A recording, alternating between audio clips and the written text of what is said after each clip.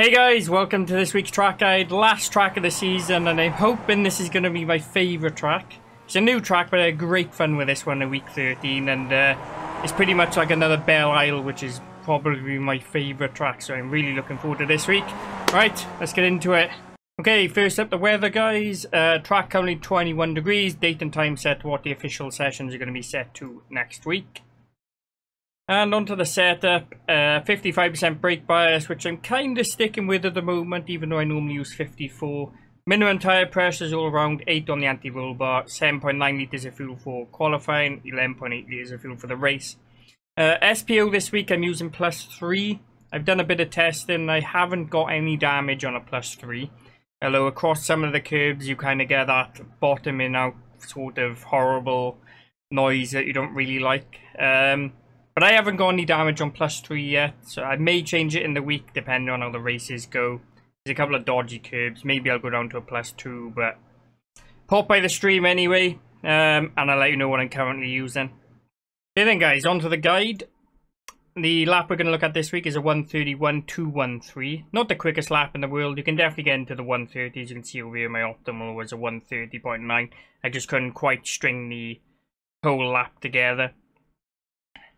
As always guys, the B-lap, O-lap, replay files, all the files you could ever want are on my Discord server. There's an invite link in the description to that if you want to join. And remember, if this video helps you out, please remember to hit the like button and subscribe to the channel if you're not already.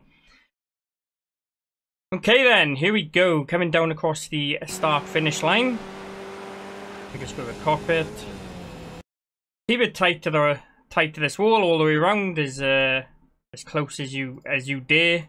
I don't get all that close to it. Not going to gain you all the time in the world, but stay close to that wall. Coming up towards turn 1. Okay, as we approach it, we're looking for the this little pit. This little kink in the line here is pretty much in line with a 400-meter board. This is where I'm braking. So just as we get, just as I hit this little kink in this white line here, is where we're off the accelerator and onto the brakes. Notice where I am in the track. I'm not all the way over, because if this is the exit of the pit lane, if you come all the way over into here, you'll end up getting a slowdown. I think this is the marker here. So if your car is more than half or so a car length over this line, then you'll end up with a slowdown. I haven't done it in a while though, but you can't come all the way over here because of that quite annoying slowdown, I must say. Okay, cockpit. We're going to go down from 5th all the way down into 2nd gear. Turning the car in. I'm going to clip this curb on the left hand side. We're not going to, I don't tend to like to eat it all. If I just go to chase a minute. You can see how I just run across the bottom bit of this curb, and I'm not taking the higher bit of the curb, as it tends to unsettle the car a little bit. And unsettled cars with lots of walls about, not a good mix. Okay, on the exit, running close to this wall. Back to cockpit. We're going to go up to 3rd briefly here. Just as we come towards the fountain. And just as we cross, so I'm tight to this wall and driving in a straight line. So you can ignore this wall on the left hand side here. As long as you don't hit it, obviously. Ignore the wall here, and you're just pretty much going to drive in a straight line towards this this NOS sign. Just as we cross halfway across the track, is where we're going to brake. Drop the car in the 2nd, go past the wall, and then just as we get a little bit harder on the brakes, drop the car in the 1st, and then tight on this this inside curb all the way around. You see that I just about clipped this right hand curb here. Not particularly what you want to be doing. It kind of unsettles the car towards the right. But the most important thing about this corner is to concentrate on well, actually the whole track. Pretty much every corner on this track is slow in, concentrate on the exit, fast out. Really how to gain speed in this. If you not confident in the corner, go slower, get a better exit, and I promise you, you will gain time. Okay, Let the car go around, and then as soon as you're confident that you're not going to hit this wall on the left-hand side, back to full power. Oh, I've done it again. I make a full season full of track guides, and I don't hit the wrong button once, and then I do it 2 weeks in a row. Right. Don't hit the wall on the left-hand side. Back into full power. We're going to go up the second gear. And I'm going to keep it in second. Keep the car as far over to the left-hand side as you can. And then, no brakes needed. I touched the brakes a little bit here, but there's no brakes needed, really. And then I kind of coast the car through this corner. Again, similar curve to turn 1. I like to take the bottom bit of this curb, but not really the higher bit of it. You might gain a little bit of time going over this top bit of the curb, but not too much, to be perfectly honest with you. Okay, back up to full power. Keep the car on the left-hand side of the track. Up towards this really important next right-hand corner.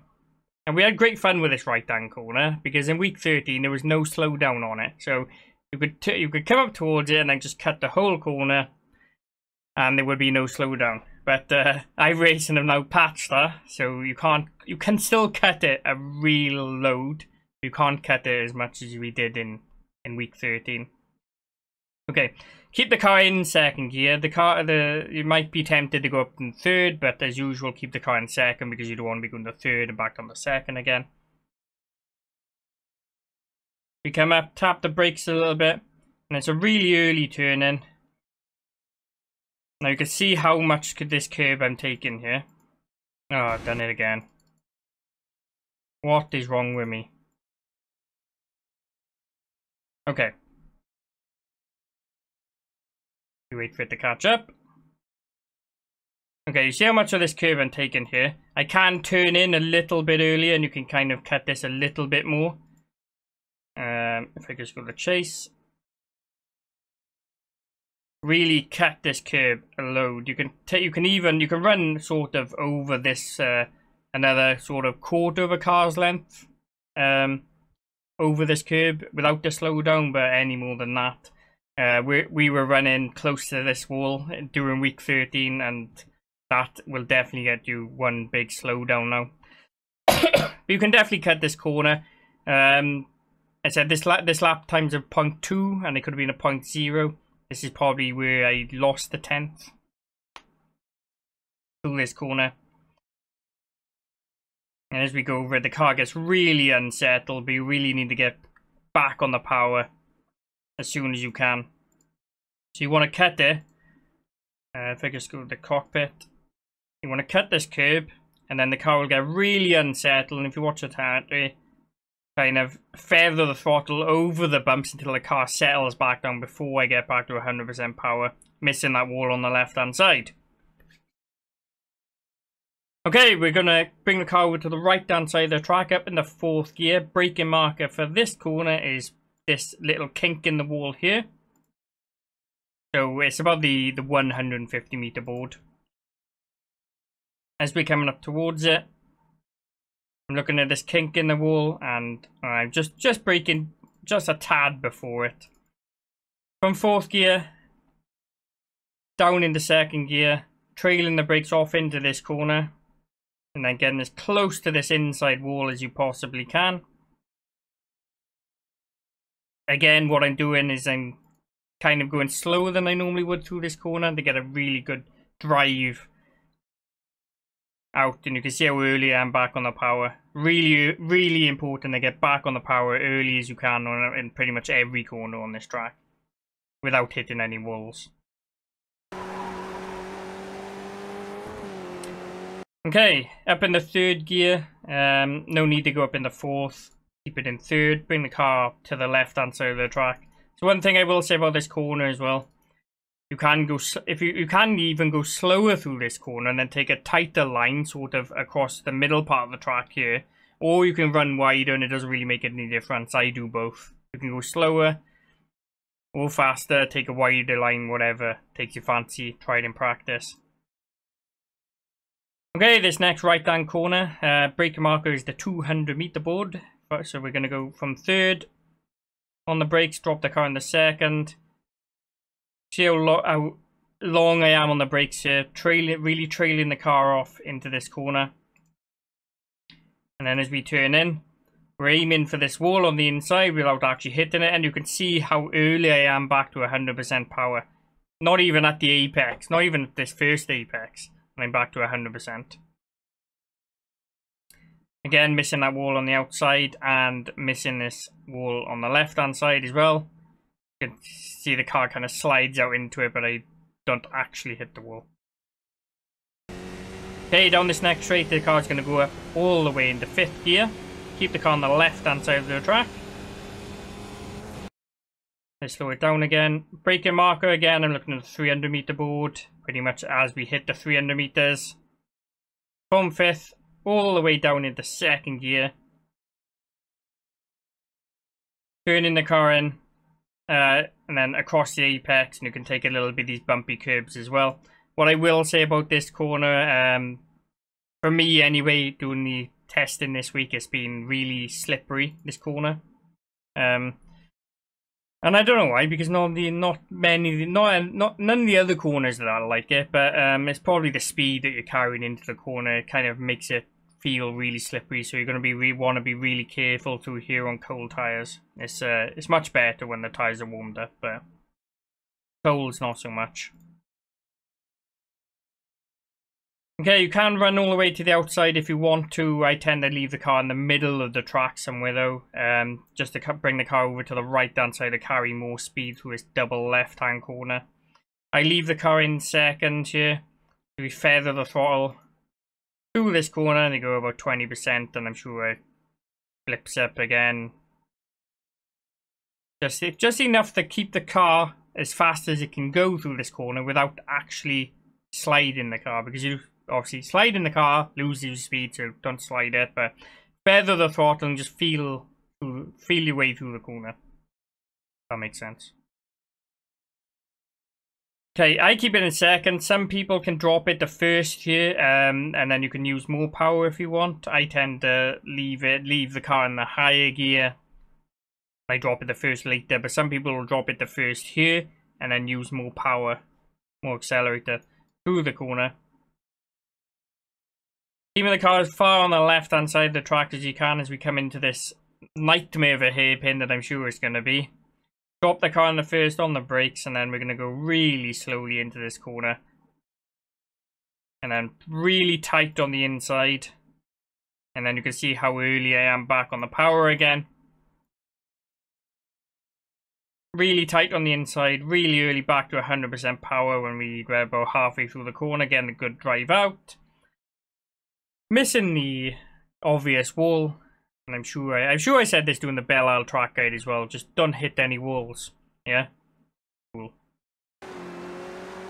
As we come down across the start finish line. So there we have it, guys. There's the track guide done for this week and this season.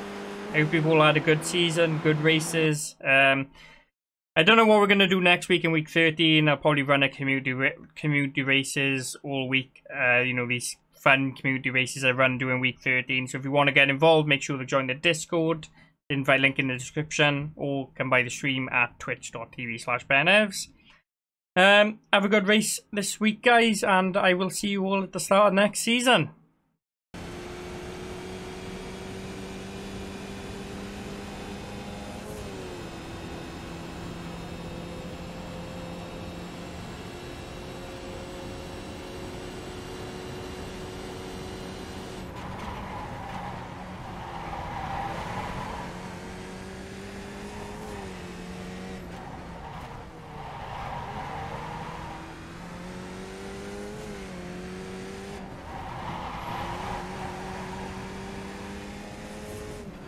Sector 1 time's okay.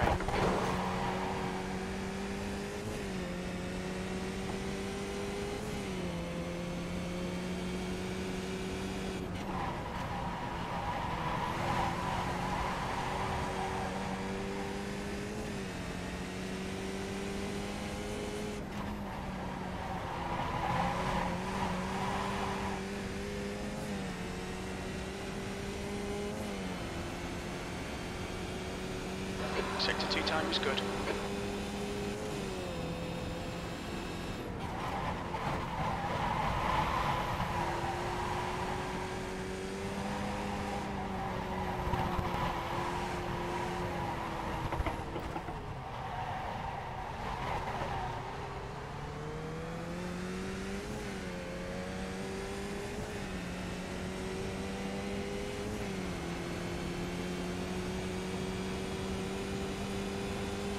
That lap time was 1:31.21.